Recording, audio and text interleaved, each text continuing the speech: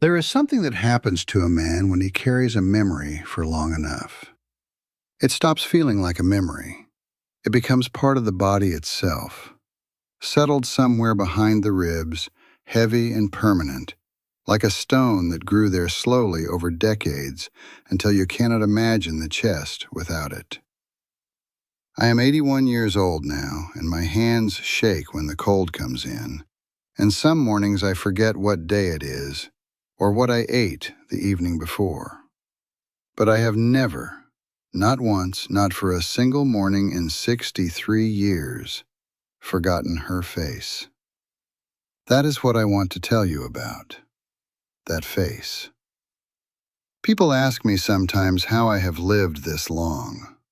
I used to say it was stubbornness. I used to say it was the work, the discipline, the getting up before dawn and doing what needed doing regardless of what was breaking inside. And that was part of it, I suppose. But the truth, the full, uncomfortable truth, is that I kept living because I kept waiting. Waiting for something I knew on some level would never come. And a man who is waiting does not let himself go. I was born in the autumn of 1834 on a cotton plantation in Georgia near a town called Milledgeville. Not that the town meant anything to me at the time. Towns were for other people. Our world was bounded by tree lines and fence posts, and the particular sound of the bell that marked the beginning and end of the working day. That bell, I can still hear it. A flat iron tone that carried across the fields in any weather, cutting through morning fog or afternoon heat with equal indifference. It did not care what you felt, it only told you when to move. My mother's name was Celia.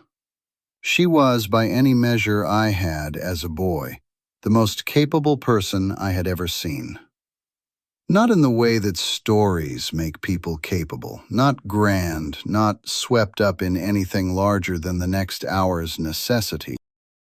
She was capable in the quiet, grinding way of a woman who has learned that the world will give her nothing she does not take with her own two hands, and that even then it may be taken back. She woke before anyone else on our row of cabins. She worked her hours in the field. She came back and cooked what there was to cook, mended what there was to mend, and still found 20 minutes before the light failed to sit with me and talk. Just talk. About what she had seen. What a bird had done near the fence row. What the clouds looked like moving over the far tree line. Small things. Things that belonged to nobody and could not be taken. I was her only child who had survived past the age of 3. There had been others, 2 before me, 1 after, but fever and early winter had a way of deciding these matters without any consultation. So it was the 2 of us, mostly. My father had been sold away to a planter in Mississippi when I was 4 years old. I have almost no memory of him. A pair of large hands, a low voice, that is all that remained. What I remember clearly begins around my 8th or 9th year when I was old enough to work the fields alongside the adults and old enough to understand, in a rough way, the architecture of the life we were living. I understood who owned the land and who worked it. I understood what it meant when the overseer rode close and said nothing, just watched. I understood that our labor built the house we could not enter through the front door. Children understand more than adults believe. They simply lack the words to describe what they understand, and so adults assume ignorance where there is only silence. Our plantation was run by a man named Hargrove, Edmund Hargrove, who had inherited the property from his father and who managed it with the kind of attention a man gives to something he values primarily in terms of what it produces. He was not, by the accounts I heard later in life, the worst of his kind. He did not go looking for reasons to be cruel, but he did nothing to prevent cruelty either. And I have come to understand that in the moral arithmetic of such a place, those two things are not as different as they might appear. My mother had a position that, in the world of that plantation, carried a fragile sort of weight. She had worked for a period in the main house, not as a permanent house servant, but called in for certain tasks that required steadiness, preparation for visitors, help with the heavy laundry before large occasions, occasional work in the kitchen. She knew the layout of rooms I would never stand inside. She spoke carefully and precisely to white people in a way she had developed over years, not servile, not defiant, but measured. I watched her do it, and I learned from watching. She told me once, sitting outside our cabin in the last of the evening light, that the most important thing a person could hold on to in a life like ours was the private part of themselves that no one could see. They can tell you where to go and when to stop, she said, but what you think when you are thinking, that is yours. Don't give it away easy. I was perhaps 12 years old when she said that. I did not fully understand it then. I spent the next 69 years understanding it. That was the world we lived in, she and I, on that particular piece of red Georgia soil, in those years before everything shifted. A world of bells and tree lines and small evening conversations that I would have given anything at all, to have back. The years between my 12th and 18th birthday passed the way hard years do. Not quickly, not slowly, but with a kind of relentless sameness that makes it difficult looking back to separate one season from another. Cotton in the spring, cotton through the summer heat, cotton in the harvest months when the bolls split open and the fields turned white and your fingers bled from the picking before the first week was through. And then the cold months when there was different work, mending fences, clearing land, cutting wood. Work that was perhaps less punishing on the hands but harder on the back and done in weather that had no mercy in it. I grew tall in those years. My mother used to mark my height against the door frame of our cabin with a small notch she cut each spring, and by the time I was 16, I had cleared her own mark by nearly a full hand's width. She looked at that notch one morning and said, quietly and without particular sentiment, that I was going to be a large man. She said it the way she said most things, as an observation, not a celebration, a fact to be noted and filed away. But I caught something in her face when she turned back to the fire, something that was not quite pride and not quite worry, but lived in the space between the two. The plantation during those years held somewhere between 40 and 50 people in bondage, the numbers shifting slightly as children were born or, occasionally, as someone was sold away. That possibility, the selling, was like a weather pattern that everyone understood and no one discussed directly. It existed in the pauses between sentences. It existed in the way adults went quiet when the Hargrove family had visitors from other counties, men who walked the property with the particular slow deliberateness of people assessing value. Children learned early to read those visits. You watched where those men looked. You noticed if their eyes moved across the people in the fields the same way they moved across the equipment or the livestock. My mother taught me not to show that I was watching. Let them think you see nothing, she told me once. A man who seems to notice everything makes other men nervous, and nervous men make decisions. I did not understand the full depth of that advice until I was much older. At 16, I understood only the surface of it. Stay quiet, stay useful, stay unremarkable. Do not give anyone a reason to single you out.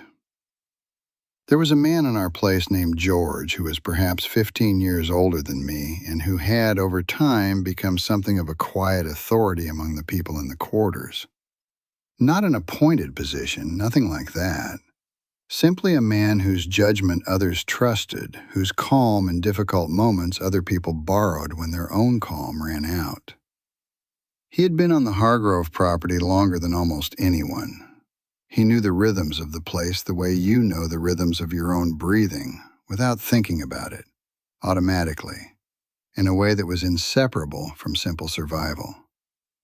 George took a measured interest in me during those years, the kind of interest a man takes when he sees a young person who is paying attention and decides that attention ought to be directed somewhere useful. He taught me things my mother could not because she lacked knowledge, but because certain knowledge passed differently between men. How to judge the intentions behind a tone of voice, how to work at a pace that satisfied without exhausting, how to be present in a room without making yourself the center of anyone's notice. Small tactical wisdoms accumulated over decades of careful living. My mother and George were not close in the way of close friends, but they respected each other with the particular respect of two people who have independently arrived at similar understandings of a hard world. I noticed how she listened when he spoke at the gatherings on Sunday evenings, the only real time that was ours. Not free, exactly, never quite free, but less observed. People sang, people told stories. Old Thomas, who was somewhere past 60 and had worked fields in 3 different states before ending up in Georgia, would sometimes recite scripture from memory in a low, rumbling voice that seemed to come from somewhere deeper than his chest. Those Sunday evenings were the closest thing to unclaimed time that I knew. And in the texture of them, the firelight, the voices, my mother's shoulder against mine as we sat near the edge of the gathering, I understood without being able to articulate it, that this was what we were protecting when we were careful during the other 6 days of the week. This specific thing, this particular warmth. I was 17 when I first clearly understood that the Hargrove finances were not what they had been. I did not learn this through any direct source. I learned it the way you learn most important things in a position like mine, through the accumulated weight of small details. The main house went without certain repairs through an entire winter. The Hargrove son, who had been studying somewhere in South Carolina, came home and did not go back. The overseer, a man named Pruitt, began keeping a written ledger that he carried with him openly during the working hours, pausing occasionally to make notes with a concentration that felt different from the ordinary recording of daily work. That ledger, I noticed it before most people did. And I did not say anything about it to my mother because I did not want to bring into our evenings something that might not yet be real. That was one of the decisions I have turned over in my mind ever since. Whether it would have changed anything if I had spoken sooner, I have never found a satisfying answer. The ledger became a presence. That is the only way I know how to describe it. Pruitt had always carried some form of record. That was part of his function, the accounting of labor hours, the noting of who had worked which fields and in what capacity. But this new ledger was different in the way that a man's face is different when he is counting something against a debt rather than simply counting. There was a purposefulness to it that settled over the quarters like a change in air pressure before a storm. You could not point to it directly. You could only feel it in the back of your neck. George noticed it too. I knew because he began holding his Sunday evening conversations differently.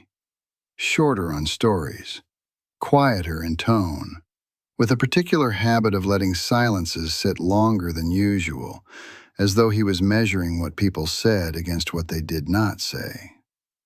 I watched him do this and understood that he was gathering information the only way available to us, through observation, through inference, through the slow, patient reading of a world that did not address us directly, but made its intentions visible nonetheless to anyone who had learned to look. I was still 17 when the first sale happened. It was not my mother. It was a man named Henry who worked the north field and who had a wife and a daughter of perhaps 5 or 6 years old. One morning, Henry was there. The following morning, he was not. His wife moved through the next several days with a stillness that was worse than any open grief, a quality of absolute interior silence, as though she had drawn herself back from the surface of her own life to somewhere further in, somewhere less reachable. Her daughter kept looking toward the path that led from the quarters to the fields, the way a dog looks toward a door after someone has left through it. Nobody said Henry's name aloud for about 2 weeks. Then, gradually, people began saying it again, carefully, the way you test weight on a floorboard you are not sure will hold. My mother said nothing about Henry's disappearance directly, but that same week she began doing something I had not seen her do before. Each evening, after the work was done and we had eaten what there was to eat, she would sit with me longer than usual. Not talking more than ordinary, sometimes talking less, just sitting, close enough that I was aware of her warmth beside me, as though proximity itself was something to be gathered and stored against a future need. I noticed this. I did not comment on it. Looking back, I think we both understood something that neither of us could afford to say plainly, because saying it plainly would have made it more real, and making it more real would have made the days that followed unlivable. In the weeks after Henry's sale, Pruitt's ledger appearances became more frequent. He began walking the fields in the late afternoon with a man I had not seen before. A shorter man, heavier, with a gray jacket that was too warm for the season, and the unhurried manner of someone who is browsing rather than visiting. He spoke to Pruitt in a low voice. He looked at people without speaking to them, the way you look at furniture you are considering. I felt his gaze cross over me twice in one afternoon, and I kept my eyes on the ground and my hands moving and said nothing to anyone about it that evening. But George had seen him too. I knew from the way George found a reason to stand near me the following Sunday and said, without looking at me directly, that it would be a good time to make oneself steady. That was his word, steady. Not to change anything, not to react, but to become the most unremarkable and dependable version of myself that I could manage. The ones who get kept, he said quietly, are the ones they cannot easily replace. He did not elaborate. He did not need to. I went to my mother that night, and I looked at her in a way I had not quite allowed myself to look before. Not as a child looks at a parent, with the assumption of permanence, but as one person looks at another person when the permanence is no longer assumed. She was sitting near the small fire, working a piece of mending by the light, her face lowered and concentrated.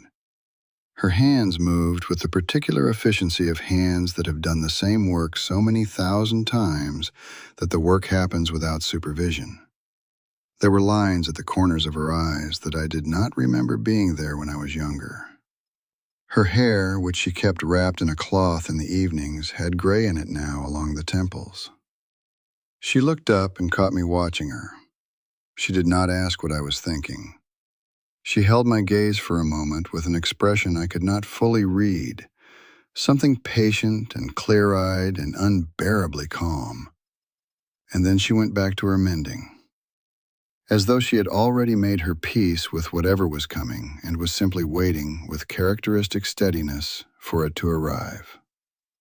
I could not match that steadiness. I was 18 years old, and I could not match it.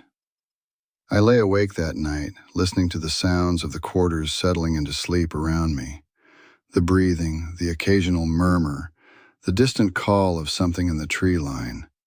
And I thought about Henry's wife and the way she looked toward the path. And I told myself that I was reading too much into a ledger and a stranger in a gray jacket. I told myself that the worst was unlikely. I had no particular reason to believe that. I simply needed to believe something. It was a Thursday in late October of 1852 when they told us. The air that morning had the particular quality of Georgia autumn air, cool enough that your breath showed faintly, dry enough that the dust from the path lifted easily with each step and hung in the low morning light before settling again. I remember the light specifically. It came in at a low angle through the trees at the eastern edge of the property and lay across the ground in long, pale strips. The kind of light that makes ordinary things look briefly significant before the day fully opens and washes everything into the ordinary. Pruitt came to the quarters before the bell. That alone told you something was different. He did not come to the quarters before the bell on normal working days. He stood at the edge of the path with his ledger open and called names in the flat, unhurried voice he used when he wanted to suggest that whatever was happening was routine, unremarkable, simply one more administrative function in the long machinery of the day.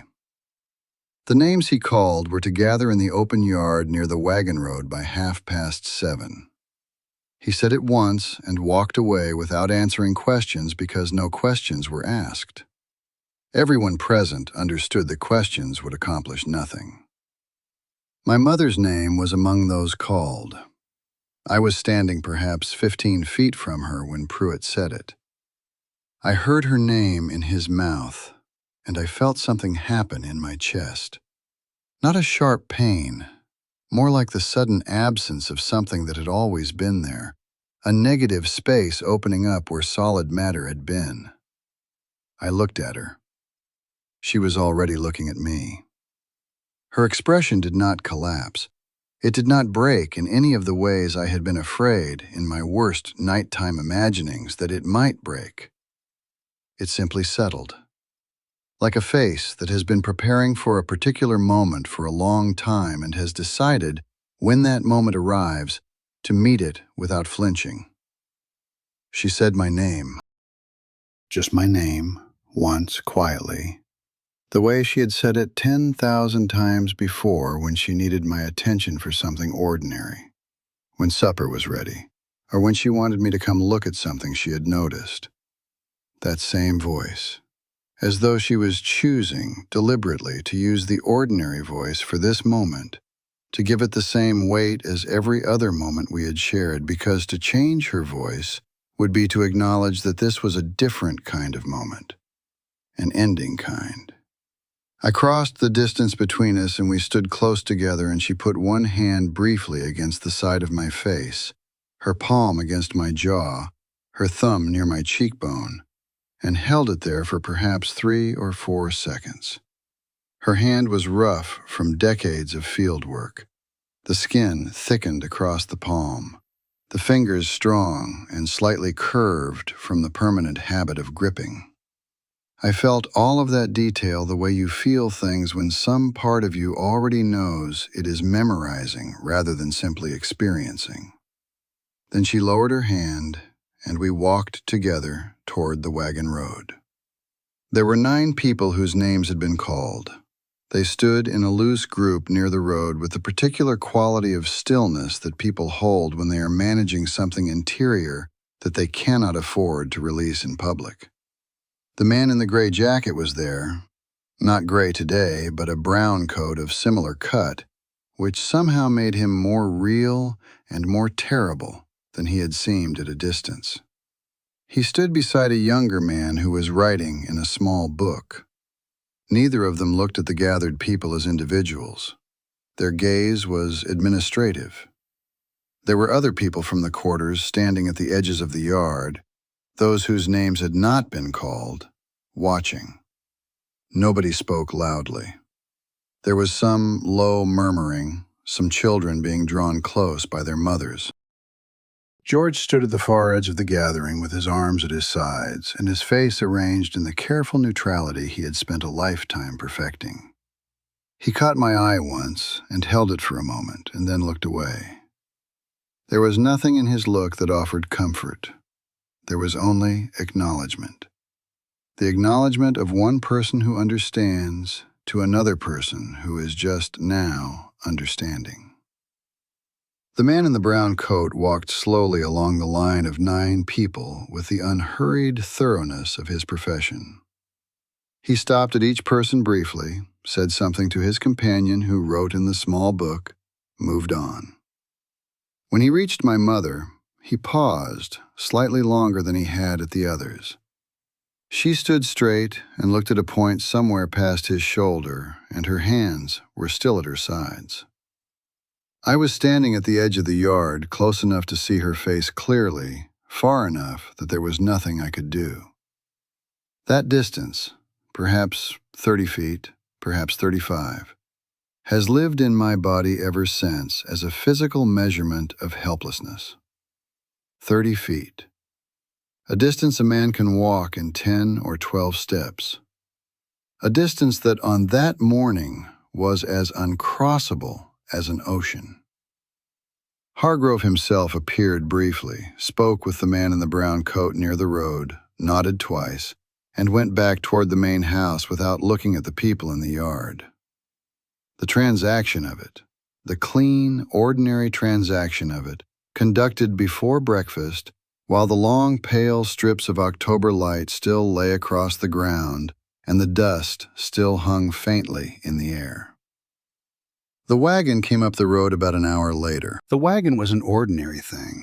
That is what I remember thinking in the strange, sideways manner that the mind works when it is trying to protect itself from what is happening directly in front of it. It was just a wagon, wide-bedded, with wooden rails along the sides that had been weathered to a grayish-brown, pulled by two horses that moved without any particular urgency, as though they were hauling lumber or grain sacks from one part of the property to another. The ordinariness of it was its own kind of violence. The world had not changed its appearance at all to mark what was occurring within it. The 9 people were moved toward the wagon by nothing more than direction, a word, a gesture from the man in the brown coat, or from Pruitt, who stood nearby with his ledger closed now, his function for the morning apparently complete. There was no roughness in the moving, no shouting. It was conducted with the brisk efficiency of people who do this with regularity and have learned that efficiency is cleaner than alternatives. That efficiency, I have thought many times since, was its own statement about how thoroughly the humanity of those 9 people had been removed from the accounting. My mother walked to the wagon. She did not hesitate and she did not hurry. She walked with the same measured pace she used walking to the fields every morning of her working life, not defiant, not broken, simply herself, moving through the world with the quiet authority of a person who has decided that the manner in which she carries herself belongs to her, regardless of what is being done to her. I watched her walk, and I felt something in me that I did not have a name for then, and have struggled to name properly ever since. It was not only grief. It was something closer to a terrible, helpless reverence. She reached the wagon, and she turned before climbing up.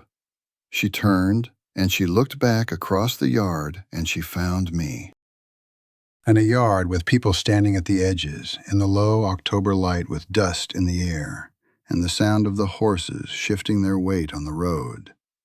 She found me immediately, without searching, the way a person finds what they have always known the exact location of.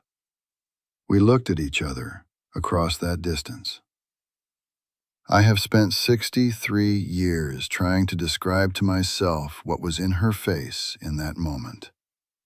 I have turned it over in the long, dark hours of hundreds of sleepless nights. I have held it up against every word I know and found every word insufficient. It was not despair. It was not pleading.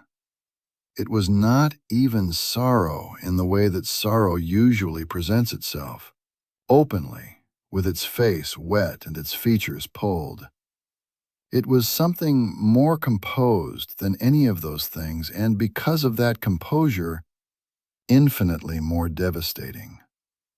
What I saw was a woman who had known, on some level, that a moment like this existed somewhere in her future, and who had spent years quietly making herself ready for it, and who was now, in the living of it, trying to give me something across 30 feet of open air that she could not reach over to hand me directly.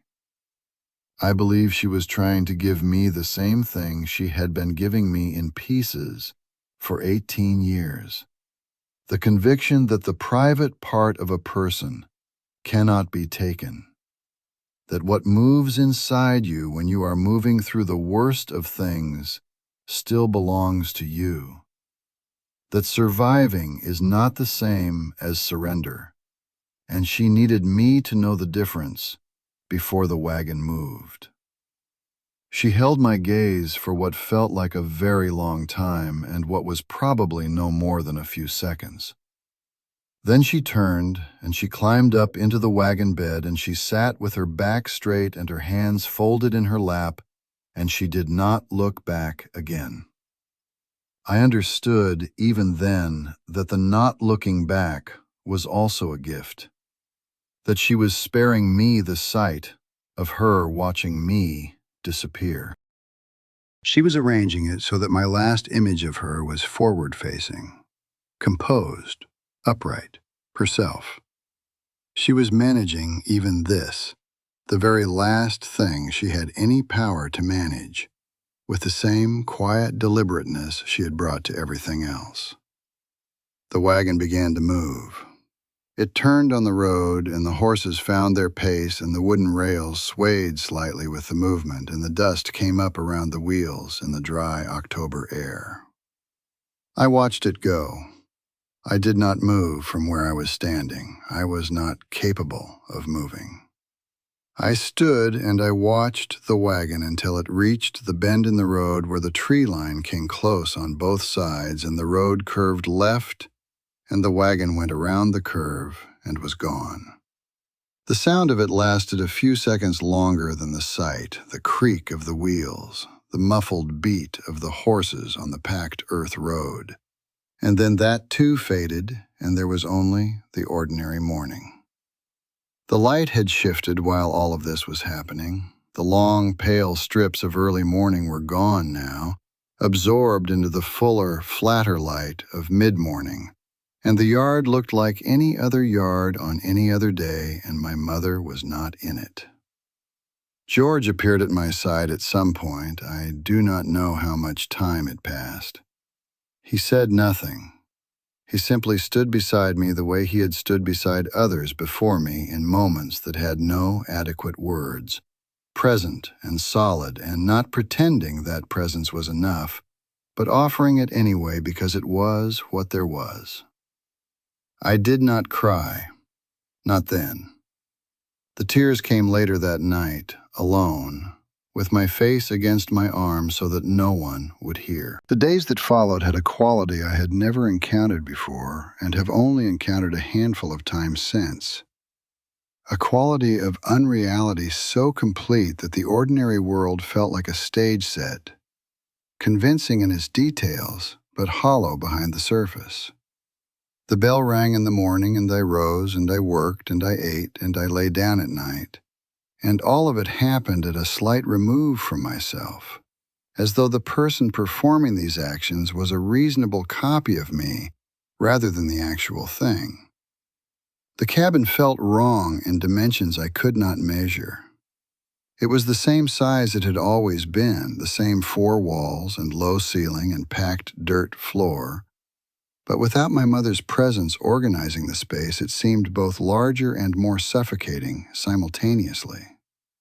Her few possessions were still there: a folded cloth, a small comb with 2 teeth missing, a piece of ribbon she had kept for years for reasons she never explained.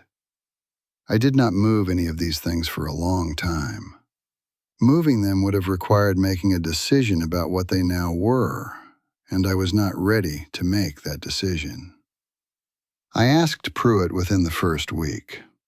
I chose my moment carefully, the way my mother had taught me and the way George had reinforced. Not when he was busy, not when other men were watching, but in a brief, unremarkable intersection of paths near the equipment shed on a Tuesday afternoon. I asked where the people from the wagon had been taken. I asked it in the flattest, most practical voice I could manufacture, as though the information was simply logistical, useful for no purpose he needed to concern himself with. He looked at me for a moment with the particular expression of a man deciding how much information costs him to give. Then he said they had gone to a trader in Macon. He said it the way you say something that you know ends the conversation, a piece of information complete enough to satisfy, but insufficient to lead anywhere. Macon. A city nearly 100 miles to the southwest. A name that was both more and less than nothing. It was a direction, at least, a compass point. But in the reality of my life in the autumn of 1852, it was as unreachable as another country. I thanked him in a neutral voice and walked away and filed the word away. Macon. I held it the way you hold something small and possibly important whose full significance you cannot yet determine. In the weeks that followed, I listened with a new and focused intensity to every conversation that touched on the movement of people. The traders who came through, the routes they used, the destinations that were common for people sold out of Middle Georgia. This was the only form of investigation available to me. I could not write letters. I could not travel. I could not make inquiries through any official channel that would have acknowledged my interest as legitimate. I could only listen and remember and wait for fragments to accumulate into something that might eventually form a picture. George helped where he could. He had a wider network of information than most. Connections through people who had been on the property longer, relationships with men on neighboring places who he encountered occasionally at the edges of the properties. A general understanding of how the trade moved through the region. He told me, carefully and without false comfort, that people sold through Macon traders typically moved in one of two directions: deeper into Georgia toward the coast, or west into Alabama and Mississippi. He told me this not to discourage me, but because he believed, as my mother believed, that a person is better served by accurate information than by hope built on ignorance. I understood what he was telling me underneath the geography. He was telling me that the distance, which was already vast in practical terms, had a strong likelihood of becoming vaster. That the word Macon was probably not an end point, but a passage through which my mother had moved towards somewhere further and less knowable. The hardest part of those early weeks was not the grief itself. Grief, I discovered, has a kind of substance to it, a weight that is at least real and present. The hardest part was the not knowing. Grief with a shape can be carried. Grief without edges, without a fixed object, without any point at which you can say, here is what happened and here is where it ended, that kind of grief spreads into every available space. It filled the mornings and the working hours and the Sunday evenings that now felt diminished, the firelight somehow less warm, the voices somehow less present. Henry's wife, whose name was May, came to sit beside me one Sunday evening in November, about 3 weeks after the wagon. She did not say anything for a long while. We sat and listened to old Thomas reciting scripture in his low, rumbling voice, and the fire moved in the slight evening wind. Then May said, without looking at me, that the not knowing was the thing they counted on. That uncertainty was a tool, the same as any other tool in the property, used deliberately to keep people from organizing their grief into something that could be acted upon. I had not thought of it in those terms before. I turned it over in my mind for a long time after she said it. She was right, and the rightness of it was both clarifying and devastating in equal measure. Clarifying because it gave shape to something shapeless. Devastating because it confirmed that the shapelessness was not accidental. I kept May's words. I kept George's geography. I kept Pruitt's single word, Macon. I stacked these things carefully in the interior room my mother had told me belonged to no one but myself. And I tended them the way you tend something you are not yet sure how to use, but are certain you will one day need. I was wrong about the one day, but I kept them anyway. The years moved the way years do when a person has decided, without fully articulating the decision, to endure rather than live. I worked, I ate, I slept when sleep came and lay awake when it did not. I grew into the large man my mother had predicted I would become, broad through the shoulders, steady on my feet, capable of sustained physical effort in a way that the overseers noted and that I experienced as a kind of bitter irony, since the body that made me valuable was the same body that had kept me on that property while a wagon carried her away. The war came when I was 26 years old. I will not pretend I understood its full dimensions at the time. The political machinery of it, the competing arguments, the years of tension that had built toward it. What I understood was what everyone in the quarters understood, which was that something vast and structural was shifting, and that the shifting, whatever form it finally took, would rearrange the terms of our existence in ways that had previously seemed permanently fixed. There was a quality of held breath in those early war years that I have never felt before or since. An entire population of people waiting to discover what the convulsion of a nation would mean for the specific acre of ground they were standing on. I was freed in the spring of 1865. I was 30 years old. The word freedom arrived in my life as an abstraction before it arrived as anything practical. Someone came and said the words, and the words were true, and yet the next morning the same fields were there, and the same trees were there, and the body that had been told it was now free still carried every year of its previous condition in its muscles and its habits and its careful, ingrained ways of moving through a world controlled by other people. Freedom, I learned in those first months, is not an event. It is a long, slow, often painful process of learning to inhabit a condition your whole life has trained you not to trust. I left the Hargrove property in the summer of that year. I will not give that departure more ceremony than it deserves.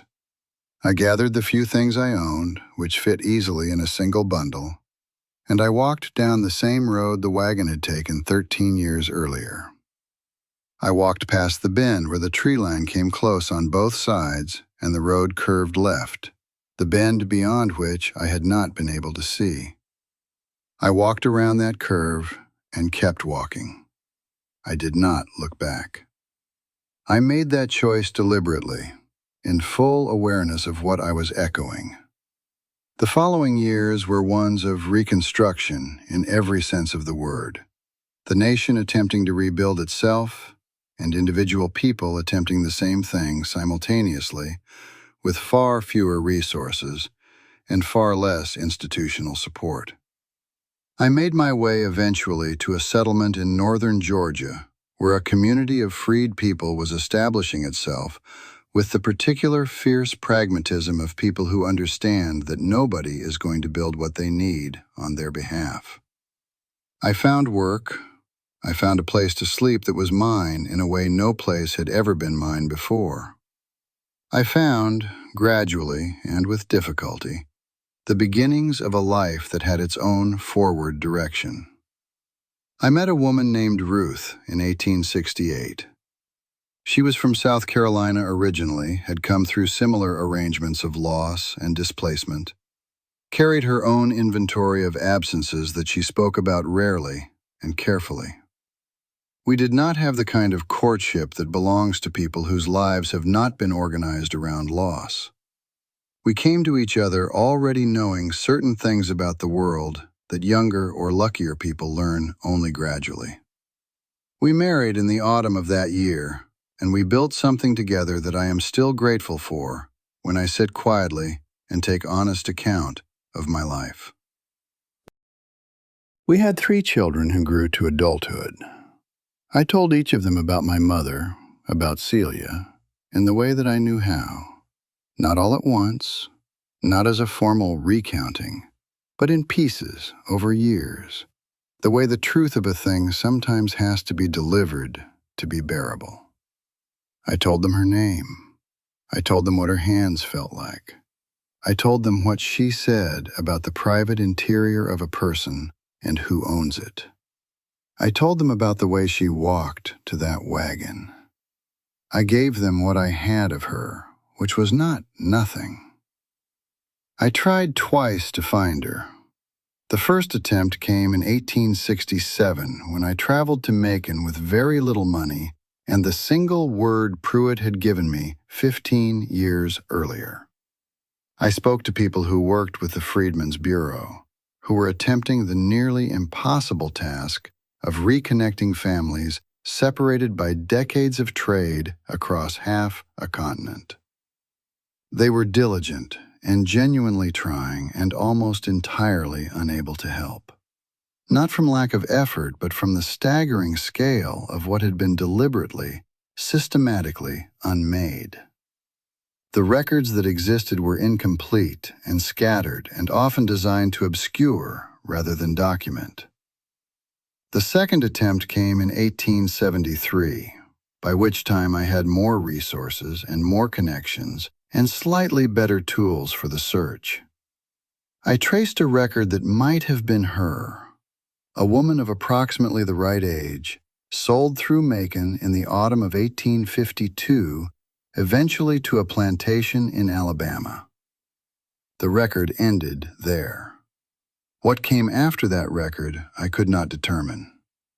Whether the ending of the record was the ending of her life or simply the ending of the paper trail, I never established with any certainty. That uncertainty has been my companion for 50 years. I have learned to live alongside it, the way you learn to live alongside a permanent injury. Not without awareness of it, not without the occasional sharp reminder of its presence, but without letting it consume the entire territory of a life. Ruth told me once that my mother would have been satisfied with how I turned out. I held that sentence for a long time before I could answer. Then I said, I hope she was right, and that I intended to keep behaving as though she was. Ruth passed in the winter of 1911. She went quietly, in the way she had lived, without unnecessary display, with her affairs as ordered as a person can make them, with the particular dignity that had been her defining characteristic from the first day I knew her. We had been married 43 years. I sat beside her through the last hours, and I held her hand, and I thought, in the strange associative way the mind moves near grief, about my mother's hand against my jaw on that October morning in 1852. 2 women who had taught me, each in her own way, what it means to carry yourself through a world that does not always concern itself with whether you survive the carrying. I am 81 years old now, and I live with my youngest daughter Clara and her husband in a house in Atlanta that has more rooms than I know what to do with, and a front porch where I sit most mornings when the weather allows. Clara worries about me with a thoroughness I find both touching and faintly exhausting. She brings me food I have not asked for and asks me 3 times a day how I am feeling, and I tell her 3 times a day that I am feeling like a man of 81, which means various things are less reliable than they once were, but the essential machinery is still running. My oldest son, James, came to visit last spring and sat with me on the porch for an afternoon. He is 52 now, a school teacher in Tennessee, a serious and thoughtful man who has always reminded me slightly of George, that quality of quiet authority that other people borrow from without always recognizing they are borrowing. He asked me, in the direct way he has always had, whether I still thought about her, about my mother, as though the answer might have changed since the last time he asked. I told him what I will tell you now. I think about her every single day. Not always in the form of the wagon and the road and the bend in the tree line. That particular image has a way of arriving on its own schedule, unbidden, often in the early morning before the day fully establishes itself. More often, I think about her in smaller ways. The way I hold a tool. The way I have always preferred to work in silence rather than in noise. A habit I have of watching the sky in the late afternoon when the light changes quality that I cannot fully explain except by tracing it back to those evenings when she would point out clouds moving over the far tree line as though they were worth attending to. She is in the habits of my body and the habits of my thinking in ways that were not put there by memory alone. She is there because she built them into me before I was old enough to understand the construction was happening. That is what parents do, I think, when they are doing what she was doing. They build things into you that outlast the building, that continue working long after the builder is gone, that surface in your hands and your voice and the particular way you choose to face the morning. I want to say something plainly because I am old enough that plain speaking has stopped feeling like a risk and started feeling like a responsibility. What was done to her, what was done to all of them, to Henry and to May and to the 9 people in that wagon and to the tens of thousands of others whose names I never knew and whose faces I never saw, was not an accident of history. It was not an unfortunate complexity of a difficult era.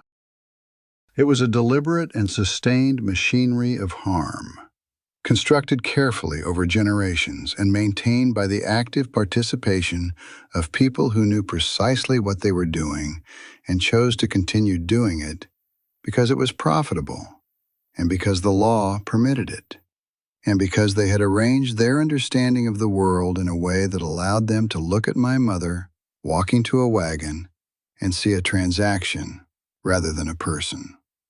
I am not telling you this to fill you with rage, though I would not blame the rage if it came. I am telling you this because I am, as best I can determine, one of the last people alive who can say that Celia was a real woman.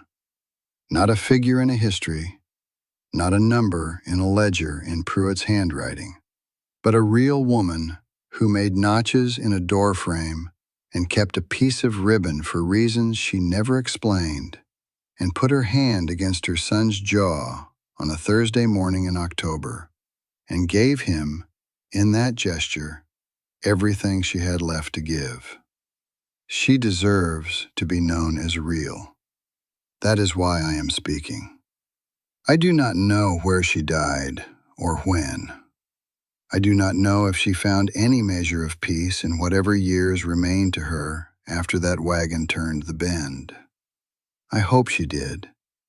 I hope there was an evening, somewhere in Alabama, or wherever the road finally ended for her, when she sat outside and watched the light change and thought of something that made her feel something other than loss. I hope the private part of herself that she protected with such fierce, deliberate care remained intact and warm inside her until the last possible moment. I have to believe that it did. A man needs something to believe that the evidence does not contradict, and that belief does not contradict anything I know. She told me once that a person who remembers you is a kind of home you never have to leave. I did not understand that when she said it. I was 18 years old and I thought home was a place. I understand it now completely, in the way that you understand certain things only after you have lived long enough to see exactly what they mean. I have kept her a home for 63 years. I intend to keep it until I cannot. If her story landed somewhere inside you, write it down. Say her name to someone.